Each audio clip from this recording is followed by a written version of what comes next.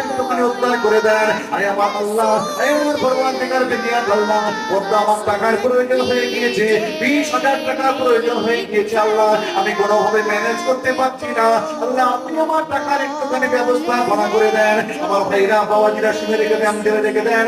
এইভাবে আল্লাহ পাকের দরবার শরীফে দুটো হাত তুলে চোখের পানি ফেলতে ফেলতে একটু আল্লাহ পাকের দরবার শরীফে কেঁদে কেঁদে কেঁদে কেঁদে আমার আল্লাহ পাকের দরবার শরীফে একটুখানি নিয়ে নেন এবং একটুখানি কোরআন শরীফের আয়াত পড়ে পড়ে ফেলবেন। লা তাকনাতু মির রাহমাতিল্লাহ, ইন্নাল্লাহা ইয়াগফিরুল যুনুবা জামিআ, ইন্নাহু হুয়াল গফুরুর রহিম।